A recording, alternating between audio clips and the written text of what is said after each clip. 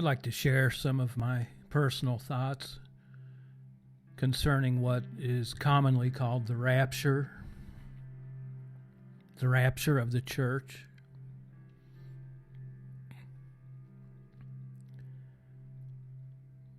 It is this: the rapture is not an escape.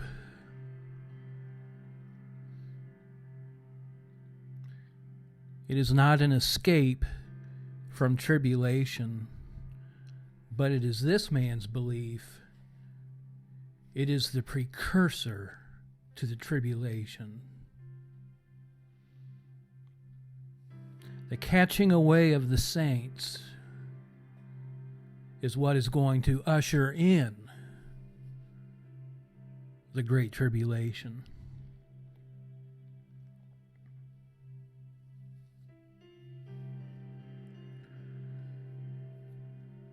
The Word tells us in Ephesians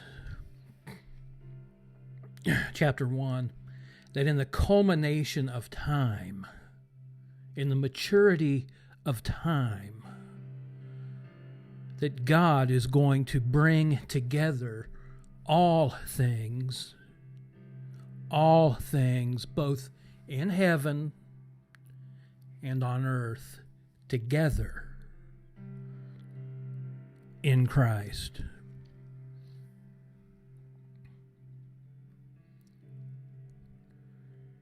At this time, the habitation of humankind, of man that belongs to God,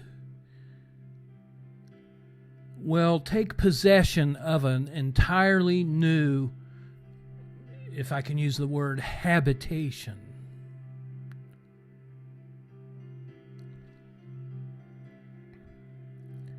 At the time God brings together things in heaven and things on the earth in Christ, this being we call man will have the capability of functioning, operating, and exercising dominion in every dimension. Man will inhabit eternity. Eternity meaning things both spirit and earthly, together with God.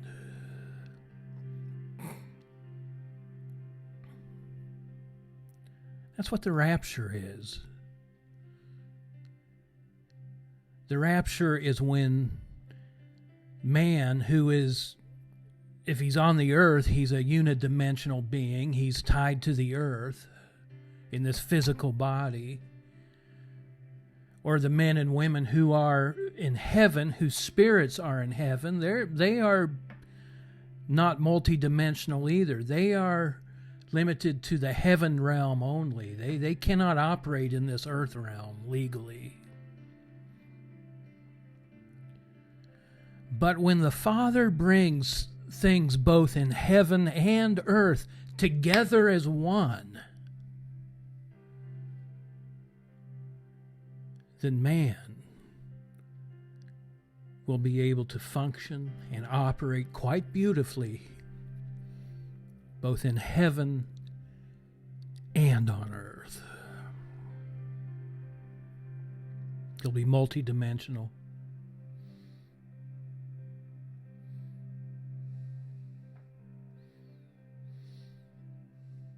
This is part of God's plan. This is part of God's sovereignty. Man doesn't have a thing to do with this. The devil doesn't have a thing to do with this. It's all God. It's all God.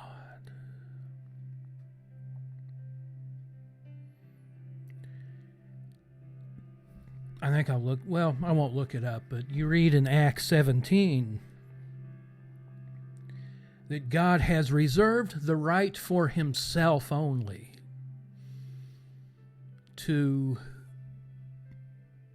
put in place two key elements that control this universe. Time and habitation. God alone has established appointed times for certain events to happen according to His time scale. The coming of the Messiah, for instance. Yeshua came into this earthly realm because that was the time God appointed Him to do it. There were no men. It had nothing to do with the operation of man. It certainly had nothing to do with the devil. The reason Yeshua came to the earth at the time He came to the earth was because it was appointed by a sovereign God. Period. Same is true with what we call the rapture. There is a time that has been set aside by God in which heaven and earth will come together, in which the spirits in heaven and the spirits dwelling in earthly bodies will simultaneously, in the twinkling of an eye, inhabit eternity.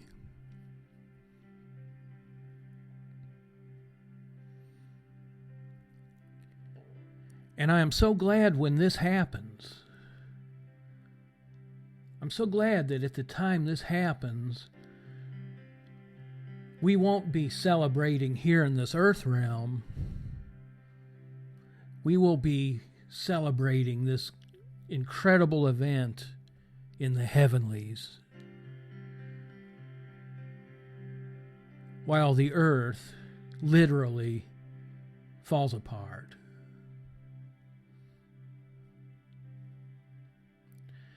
God also establishes the habitation of man.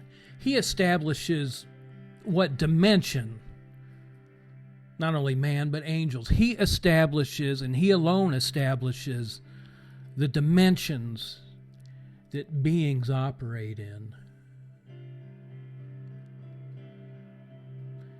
For instance, the fallen angels, there was a number of angels, fallen angels, who took it upon themselves to violate that habitation that God had established for them, and they entered the natural dimension.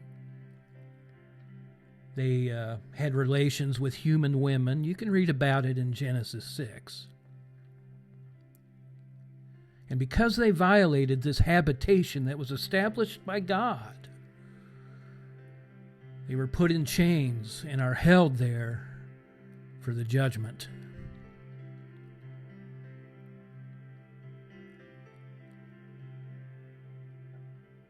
It is God who establishes the habitation of man.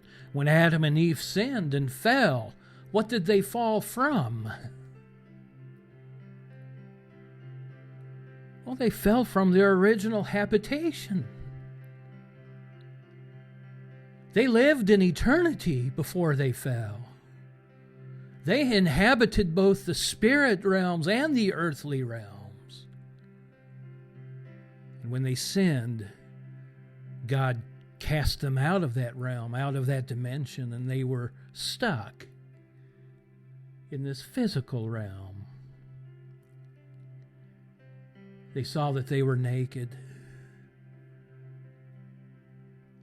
They saw how pitifully weak and subjective they were to this natural realm, to the point that they had to make clothing out of fig leaves.